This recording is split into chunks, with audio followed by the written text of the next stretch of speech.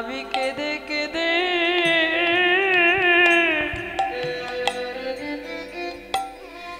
আমি বেলা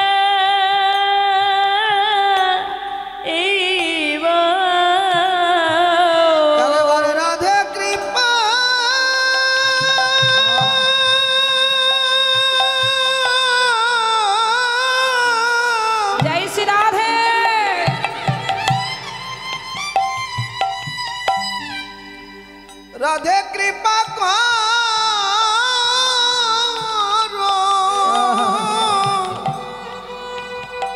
একবারে করো বলে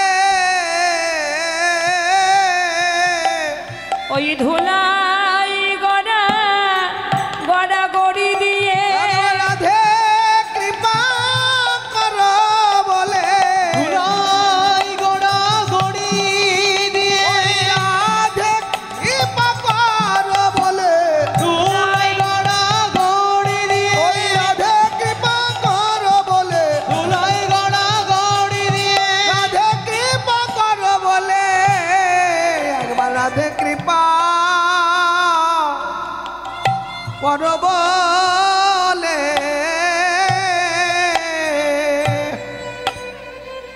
নদীয়ার পথে ধুলাই গড়াগড়ি যাব তোমার ঋণ শুধিবারে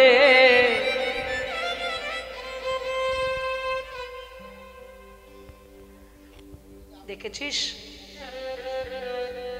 বধূ আমায় কত ভালোবাসে আহা বলে কি কাউকে বলা যায় আমার চরণ নিয়ে আমার বধূ আমার পায়ে দাসখত লেখে লাখো কামিনী ভাবি রাতি দিনী যে চরণ সেবিতে যাই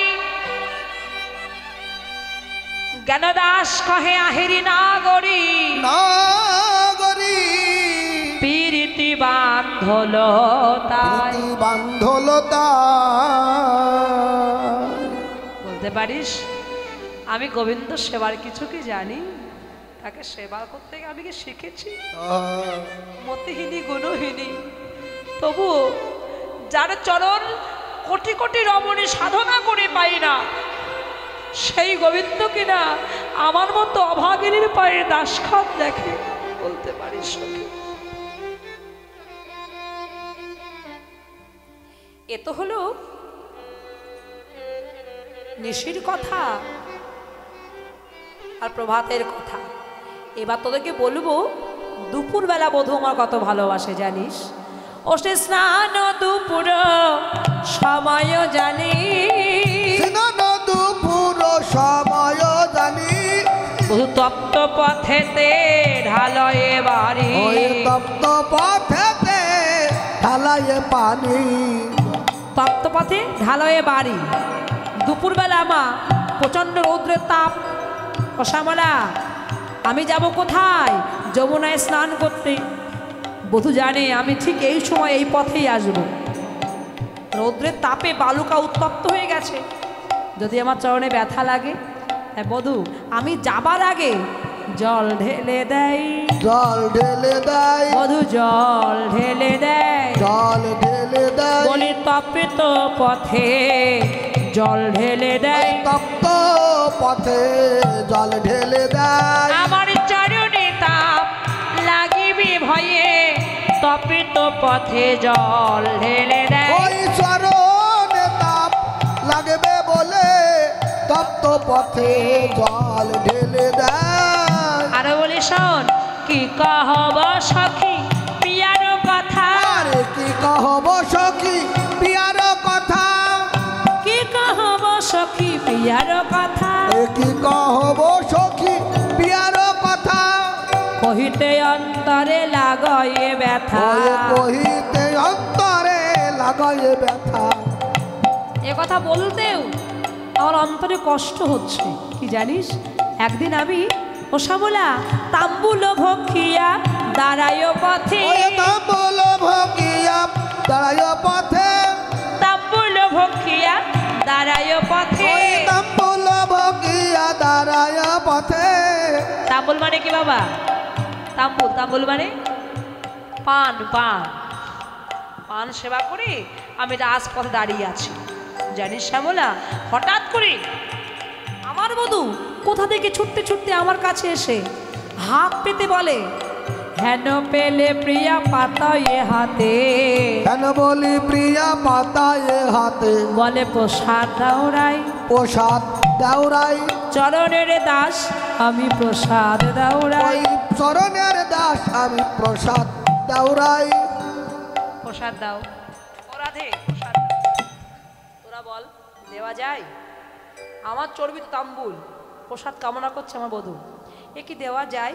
না না, আমি কি করেছি লজ্জায়, লাজে আমি যদি মন্দিরে যাই, ওই লাজে হাম যদি মন্দিরে যাই, লজ্জায় লাজে আমি যদি মন্দিরে যাই, লাজে হাম যদি মন্দিরে যাই। আমি মনে মনে ভাবলাম আমি তো চলে এসেছি, দেখি বধূ সেখানে আছে কিনা, দেখি পদচিহ্ন তলে লুটাই যায়, পদ চিহ্ন তাহে লুটায় যায়, পদচিহ্ন তলে লুটাই ওই পদ যায়। চিহ্ন তলে লুটায় যায়।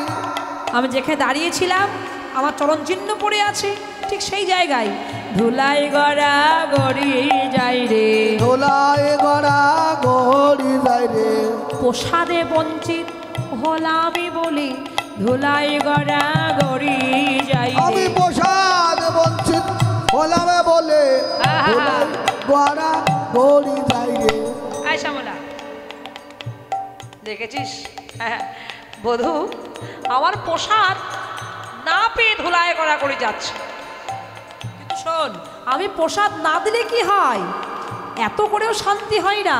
বধূ কি করে, আপন করেতে তাম্বুল সাজায়ে, আপন করেতে তাম্বুল সাজায়ে, মোর মুখে ভরি ওই দেয়, মোর মুখে ভরি দেয়।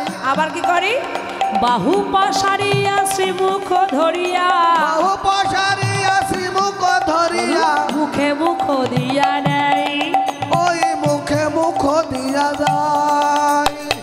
এই যে আমাদের ভালোবাসা, এ তো আজকের ভালোবাসা নয় জানিস, শিশুকাল হতে, সে শিশুকাল বধুর সহিতে পরাণে পরাণে লেহা, ওই শিশুকাল হতে বধুর সহিতে পরাণে পরাণে লেহা। সেই শিশুকাল থেকে ভালোবাসা, শিশুকাল হতে বধুর সহিতে পরাণে পরাণে লেহা, কিন্তু কি জানি কি লাগি, কি জানি কি লাগি, কবি গড়লা ভিন্ন ভিন্ন করি দেহা। ওই কি জানি বাবা কি লাগি, কি জানি কেন বিধাতা গড়ালো, কবি গড়ল ভিন্ন ভিন্ন তারো দেহা। আমার মনে হয় শ্যামলা কি জানিস, বিধাতা যোগ্য সৃজন জানে না রে, ওই যোগ্য সৃজন জানে না রে, বলি জানলে এমন করিত না রে। জানে বিধাতা যোগ্য সৃজন, অতি বড় ঘরণী না পাই ঘর, অতি বড় রমণী না পাই, হ্যাঁ কি মা জানে বিধাতা তুমি অনসিক, যোগ্য সৃজন জানে না রে, যোগ্য সৃজন জানে না রে, বলি জানলে এমন করিত না রে, বলি সে যে হলো অরসিক বিধি, ওই জানলে এমন করতো না রে, ওই জানলে এমন করতো না রে, বলি সে যে হলো অরসিক বিধি, ওই জানলে এমন করতো না রে, সে যে হলো অরসিক বিধি, ওই জানলে এমন করতো না রে, তাই গৌর হরি হরি ওই জানলে এমন করতো না রে, জানলে এমন করতো না রে, জানলে এমন সৃজন জানে না রে। শ্যামলা, শিশুকাল থেকে বধুর সঙ্গে ভালোবাসা, কি জানি কিলা এই কবি হি গড়াল ভিন্ন ভিন্ন করে দেহা। জানিস, আমার আর আমার বধুর একই প্রাণ। কলম দিয়েছেন বাবা কোথায়? চৈতন্য চরিতামৃতে। কে? কৃষ্ণদাস কবিরাজ গোস্বামী কলম দিলেন। রাধা কৃষ্ণ এক আত্মা দুই দেহ ধরি, অনন্য বিলাস রস আস্বাদন করি। সেই দুই একেবে চৈতন্য গোসাই, ভাব রস আস্বাদিতে দোহে হইল একঠাই। আমাদের যেমন মা, প্রত্যেকের দেহে একটি করে পরমাত্মা আছে, আছে না? একজন দেহ থেকে পরমাত্মা চলে গেলে মৃত্যু হবে কয়জনার? একজনার, দুজনার তো হবে না। কিন্তু রাধাকৃষ্ণের দেহ দুটি, আত্মা হলো একটি। বলছে এ কি সম্ভব? বলছে হ্যাঁ। কেমন সম্ভব? যখন গোবিন্দ একা ছিলেন, রাধারানী ছিলেন না, তখন গোবিন্দ মনে মনে চিন্তা করলেন কি, অনুগ্রহাং ভক্তানাং ভজতে তাদৃশ্য ক্রিয়া যা শ্রোতা তৎপর ভাবে। অনুগ্রহ করলেন কাদের প্রতি? ভক্তানাং, ভক্তগণের প্রতি। গোবিন্দ ভাবছেন বাবা, ভক্তগণকে আমাদের যে সারা জীবন হা কৃষ্ণ বলে কাঁদবে, তাদের মনে একটা আনন্দের প্রয়োজন আছে। এই যে আপনারা হরিনাম শুনলেন, কয়দিন বাবা নাম কদিন হয়েছে? 3 দিন হরিনাম হয়েছে। আপনার 3 দিন হরিনাম আস্বাদন করলেন, হা কৃষ্ণ বলে কাঁদলেন। তবে আজকে কি হবে? লীলা কীর্তন, বিভিন্ন লীলা হবে। এই যে এখন রসোদ্ধার হচ্ছে জাগরণী, এরপরে গোষ্ঠ লীলা হবে, তারপরে সূর্য পূজা, উত্তরাগষ্ঠ, রূপ আক্ষেপ, অনুরাগ, রাসলীলা। প্রত্যেক লীলায় কিন্তু আনন্দ আছে, আছে না মা?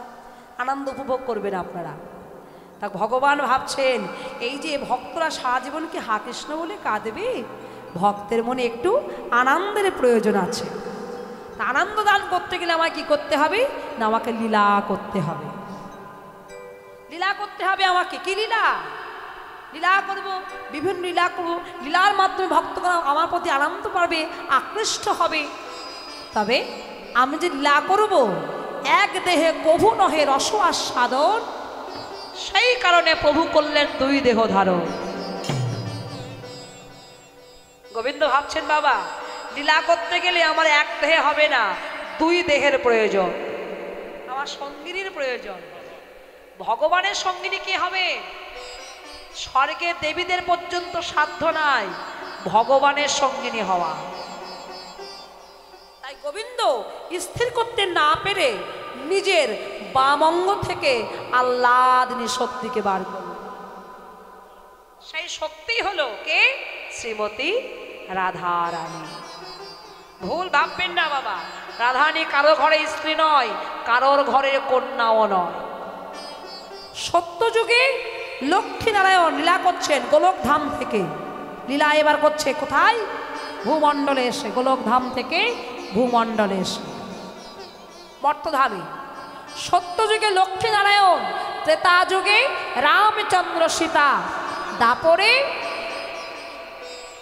বাবা কি? রাধা কৃষ্ণ।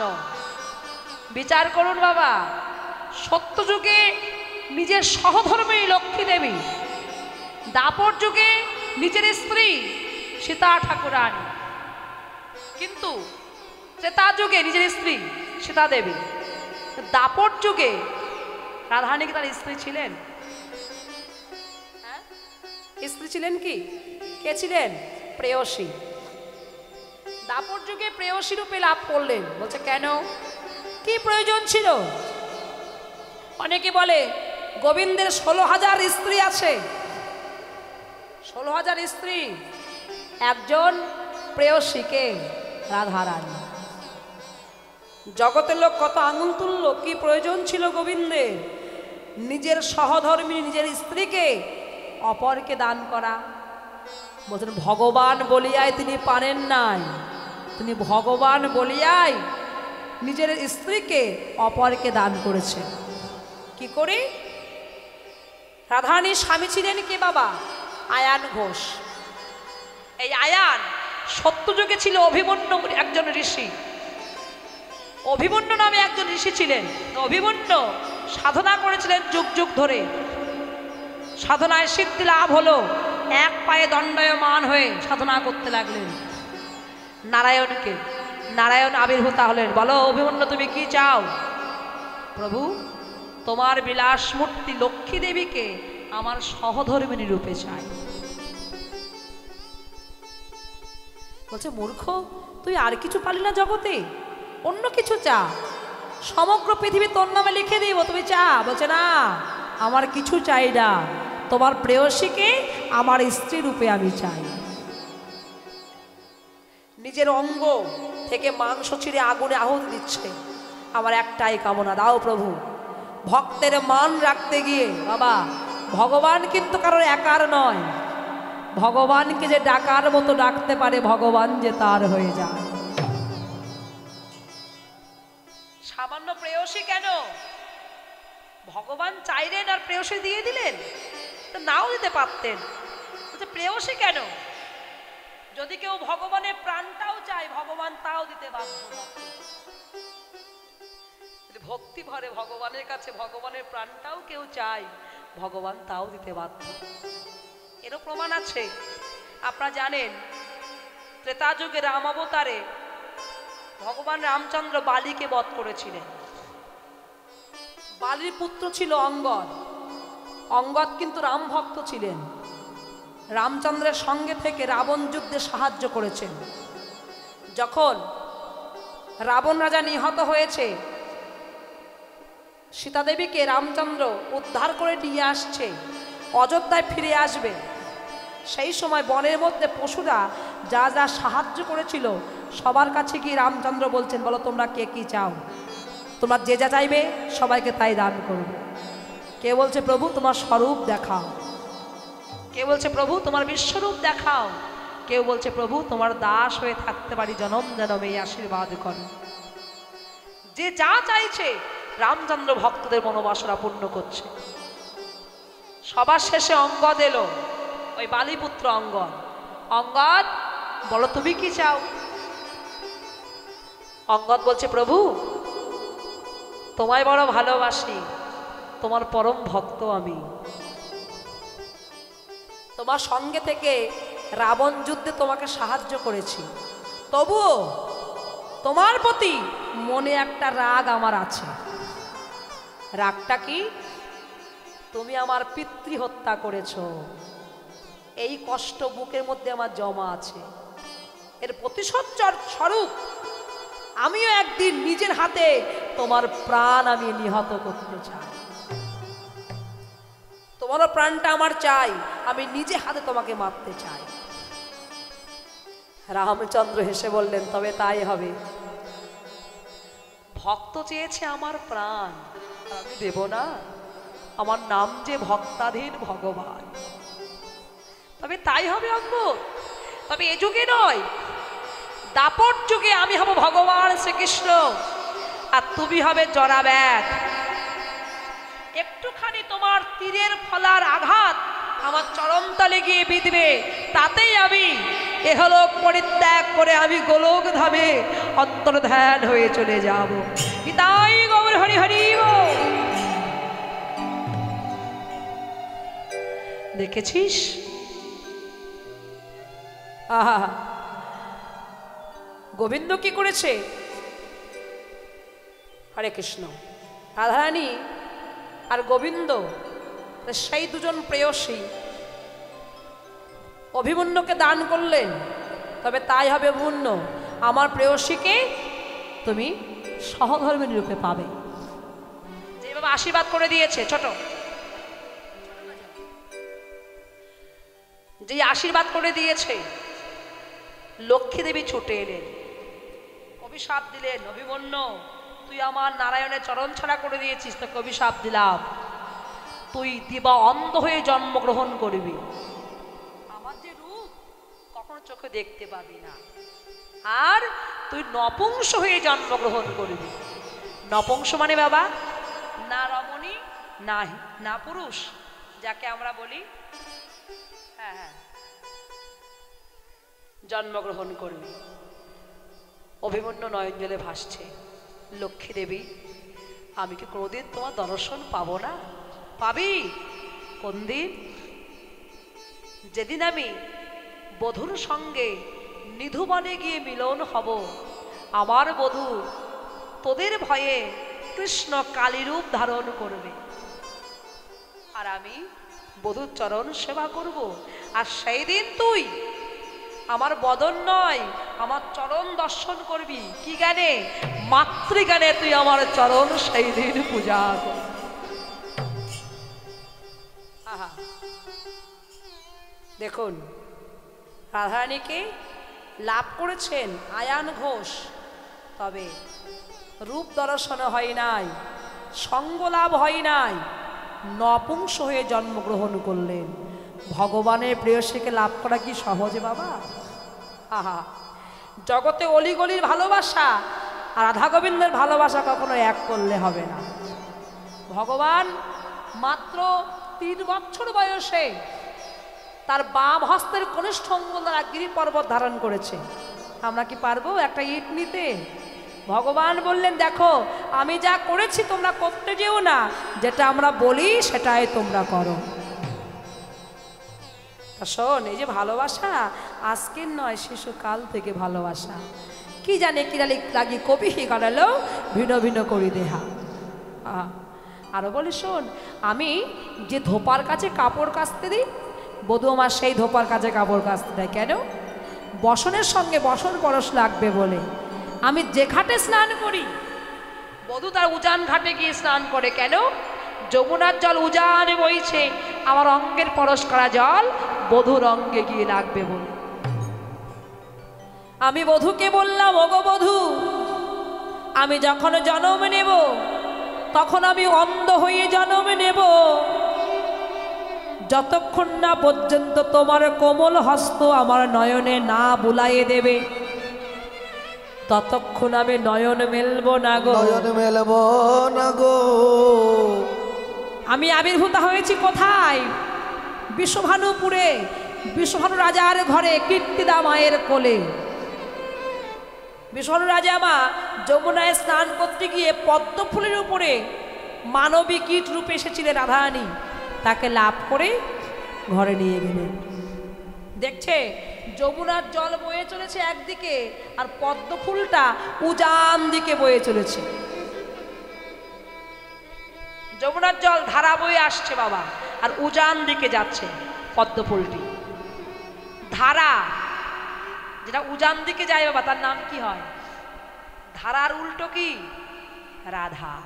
হ্যাঁ, সঙ্গে সঙ্গে বিশ্বভানু রাজা পদ্ম ফুলটা তুলে এনে ঘরে এনে যেই কীর্তিদার কোলে দিয়েছে, এদিকে কীর্তিদা মা গর্ভবতী ছিলেন। দেখা গেল গর্ভে সন্তান ছিল না, গর্ভে কি ছিল? বায়ু। মা গর্ভে ধারণ করছিলেন বায়ু, বায়ুটা বার হয়ে গেল, কোলে রাধারানী আবির্ভূতা হল। সবাই দেখছে এই যে কন্যা সন্তান হয়েছে, কিন্তু মা কাঁদছে কেন? হয়েছে কন্যা, লক্ষ্মীর থেকেও দেখতে সুন্দর, দেখে মনে হয় লক্ষ্মী দেবী এর অংশের অংশ, কিন্তু অন্ধ করে ভগবান জন্ম দিয়েছে। অন্ধের জীবনে কোনো মূল্য আছে মা? মা কাঁদছে। এমন সময় যশোমতী মা গোপালকে কোলে নিয়ে এসেছে রাধারানীকে দেখতে। ও কীর্তিদা, তোর কন্যাটিকে দেখি। দুজন গল্প করছে, আর এই সুযোগে গোপাল কি করেছে বাবা? হামাগুড়ি দিতে দিতে রাধারানীর কাছে এসে রাধারানীকে ডাকছে, হ্যাঁ আমাদেরকে চেয়ে দেখো, দেখো আমি কে এসেছি। আমি বললাম, তুমি কে এসেছো? আমি কি করে জানবো?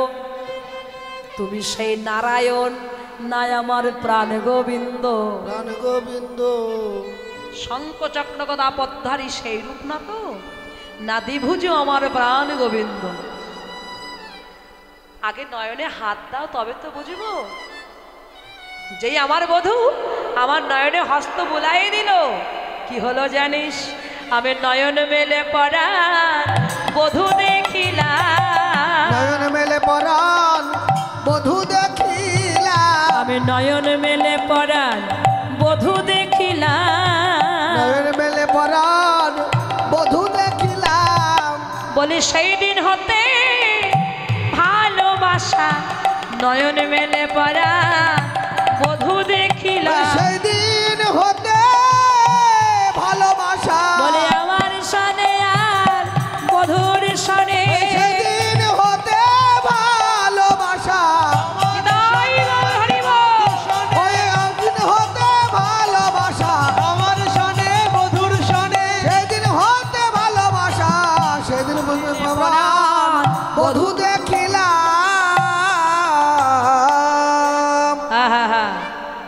লাখো কামিনী ভাবে রাতে দিনে যে চরণ সেবিতে চাই, কেন দাস কহে আহেরি নাগরি পেরেতে বান্ধল তাই। কথা বলতে না বলতে এমন সময় ললিতা এসেছে। ললিতা এসে বলছে, ও রাধে, আর বলতে হবে না, সময় চলে গেছে, চলো এবার গোবিন্দের সঙ্গে একটু বাথানে দর্শন করে আসি। ঠিক এই সময় গোবিন্দ বাথানে আসে। বাথান মানে বাবা গোয়াল ঘর। গোবিন্দ গাভী দহন করতে আসে। চলো একবার দর্শন করে আসি প্রভাতকালে।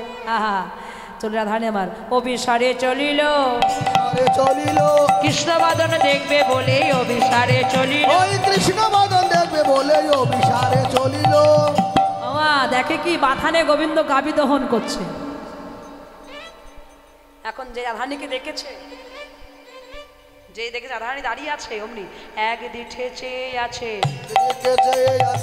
এক দিঠে চেয়ে আছে, নয়নে পলক দিতে না রে, এক দিঠে চেয়ে আছে, নয়নে পলক দিবে না রে, এক দৃষ্টে চেয়ে আছে। দেখে মনে হয় কোনদিন বুঝি দেখে নাই রে, কোনজন বুঝি দেখে নাই রে, কোনদিন বুঝি দেখে নাই রে, কোনদিন কেন দেখে নাই রে। এ কথা বলছিস কেন?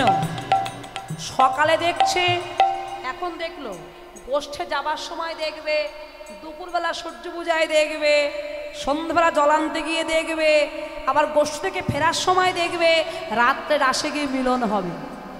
বলছিস কোনোদিন দেখে না? আরে দেখতে পারে সব সময়, তবে আমাদের কি মনে হয় জানিস? মনে হয় দেখে উহার সাদে মেটে না, দেখে উহার সাদে মেটে না, যত দেখে তত পিপাসা বাড়ে, দেখে উহার সাদে মেটে। ওই যত দেখে তত বাবা পিপাসা বাড়ে, ওই না মাধুর্যের ওই বদন কম, ওই দেখে যত তত পিপাসা বাড়ে, মাধুর্যের ওই বদন কম, ওই যত দেখে তত পিপাসা বাড়ে, হরি হরি ওই বদন কম, ওই যত দেখে তত পিপাসা বাড়ে, মাধুর্যের ওই বদন কম, ওই যত দেখে তত পিপাসা বাড়ে, দেখে উহার স্বাদ মেটে না। হরে কৃষ্ণ। এখন বাবা যে গাভীটা দহন করছিল, সেই গাভীটা সেখান থেকে চলে গেছে। গোবিন্দ তো লক্ষ্য নাই, চলে গিয়েছে। গোবিন্দ গাভী খুঁজছে, লক্ষ্য কিন্তু গোপীর দিকে। গাভী খুঁজতে খুঁজতে পাশে ছিল একটা ধবল। ধবল নয়, ধবল। আমা ধবল মানে কি জানো তো? কি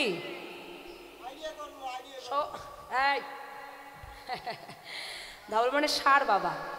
এখন গোবিন্দ ধবলি মনে করে ওই ধবলে পায়ে গিয়ে ছাদন দিয়েছে। শূন্য হৃদহত মুরারি অঙ্গুরি করত গতাগতি, হেরি হাসত ব্রজরমণি। ব্রজরমণি, ব্রজরমণি এখানে হাসছে। যাও গোবিন্দ, তুমি কার পায়ে ছাদন দিয়েছো? শুধু ধবলই নয়, ধবল। গোবিন্দ লজ্জায় পড়ে গেলেন। এইখানে বাবা একটুখানি নয়নে মিলন হলো। এরপরে গিয়ে আপনারা আবার সাক্ষাৎ দর্শন করবেন সূর্য পূজায় গিয়ে, গোষ্ঠী যাবার সবাই গিয়ে। আসুন, গোবিন্দ আমার এবার সেখান থেকে এসে মায়ের কোলে বসেছেন। মায়ের কোলে মিলন হলো। আবার বাবা আসবো সন্ধ্যাবেলায়, সকলে থাকবেন, কীর্তন আস্বাদন করুন, ভুল অপরাধ ক্ষমা করবেন। রাধের শ্যাম। আসো মা, সবার কাছ থেকে বিদায় নেবো। সকলে হাত তুলে। প্রভাতকালে যদি কারো ইচ্ছা হয় গোপাল সেবায় দান করবে, এখান থেকে যাচ্ছে, যার মনে হয় গোপাল সেবায় দান করবে। মায়ের কোলে মিলন হয়েছে, আমার গোপাল মায়ের কোলে গিয়ে বসেছে। বরানাটে খাটে হেরে কৃষ্ণ কানাইয়া, क्या करो যশোদা মাইয়া, মাইয়া রে বরানাট খাটে হেরে কৃষ্ণ কানাইয়া, क्या करो যশোদা মাইয়া। নিতাই গৌর হরি হরি বল। রে কৃষ্ণ কানাইয়া, কে করে যশোদা মাইয়া। हाय बरनट खट हेरे, बरनट खट हेरे कृष्ण कन्हैया क्या करूं जशोदा मैया है बड़ नट घट रे कृष्ण कन्हैया बोले हरि क्या करूं जशोदा मैया ढूंढी अखियां उसे कहो जाने कहाँ छुप गयो नंद किशोर सब कहे प्यारा बंसी बजाया सब कहे प्यारा बंसी बजाया क्या करो जशोदा मैया है बड़ नट खट है रे कृष्ण कन्हैया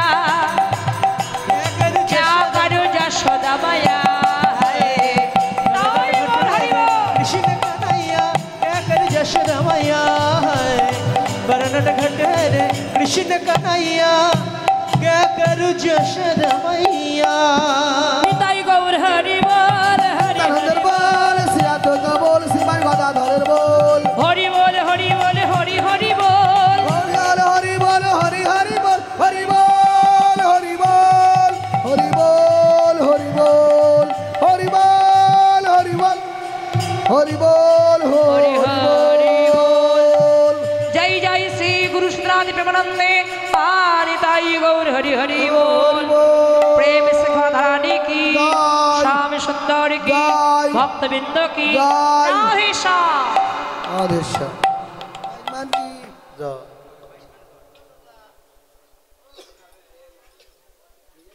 हरे कृष्ण